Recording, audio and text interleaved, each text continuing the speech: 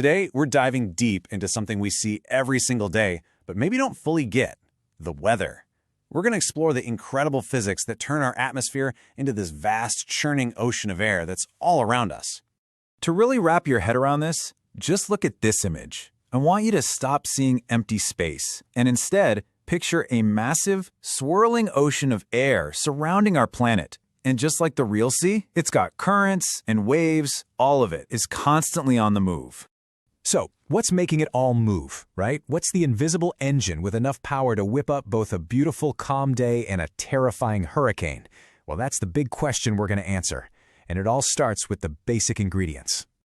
Okay, so, every ocean is made of something. To understand how this one works, we've got to look at what it's actually made of, its fundamental ingredients. Now, you might think the big players are what matter most. About 78% nitrogen, 21% oxygen. But here's the thing. Those are just the background characters. They're stable, they're predictable, they are not the main characters in our weather story. The real drama, the secret ingredient for pretty much all weather, comes from this tiny little variable sliver. Just 0 to 5% of the air is water vapor. And believe it or not, this tiny fluctuating amount is responsible for clouds, rain, storms, basically the whole shebang. It's so easy to think of air as being weightless, right? But it's not. Not at all. Imagine a column of air, just 1 inch by 1 inch, stretching from the ground all the way up to the edge of space. That tiny little column weighs about 14.7 pounds. That's literally like having a bowling ball pressing down on every single square inch of your body. And all that weight is what we call atmospheric pressure. And here is the single most important rule to remember. When that column of air is heavy, creating high pressure, air is sinking down, and we usually get nice, clear weather. But when the column is lighter, creating low pressure, air is rising up, and that's what brings in the clouds, the storms, and the bad weather. Simple as that. All right, so we've got our ingredients: air, pressure, and that all-important little bit of water vapor. Now, let's look at the massive forces that get this entire ocean moving on a global scale. It all starts with the sun. But the key isn't just the heat, it's the uneven heat. Think about it. Because the Earth is a sphere, the equator gets blasted with direct, concentrated sunlight. Meanwhile, the poles get these weak, glancing rays. This huge temperature difference is the ultimate fuel for our planet's weather engine. This uneven heating kicks off a process called convection. It's the exact same thing you see in a pot of boiling water on your stove. The hot, less dense air at the equator rises up, and the cool, dense air from the poles sinks and slides in to take its place. It's a really simple but incredibly powerful cycle.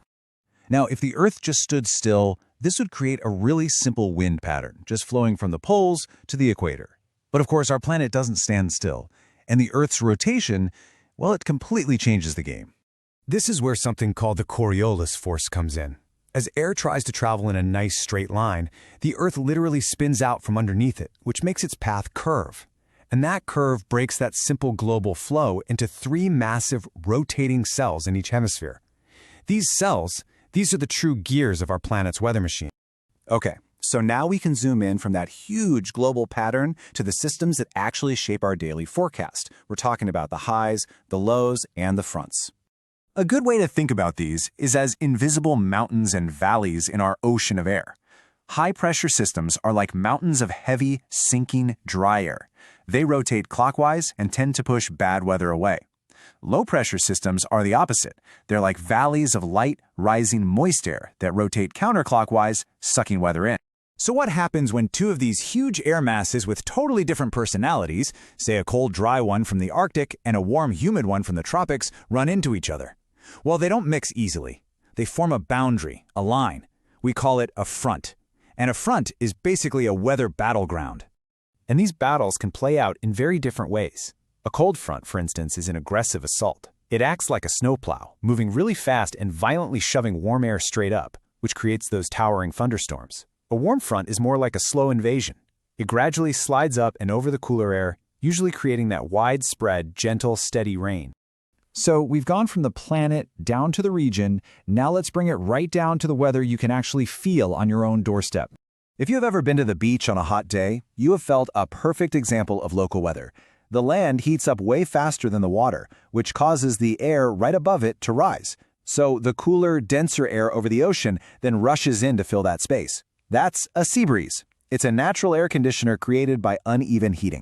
And that same exact principle explains why you feel turbulence on a sunny day. A dark asphalt parking lot gets hot, heating the air above it and creating a rising current. But right next to it, a green park or a lake is much cooler, creating a sinking current. Flying or even driving through these invisible pockets of rising and sinking air is what causes all those bumps. So we've seen how these forces create gentle breezes in some bumpy air. But what happens when all of these principles combine in one of the most sudden and violent ways you can possibly imagine? To understand this next part, we first need to talk about wind shear. It's simply a drastic change in wind over a very short distance. It can happen horizontally, it can happen vertically, and it's especially dangerous for airplanes when they're close to the ground. So, what is the absolute most extreme, focused, and dangerous form of this low-level wind shear?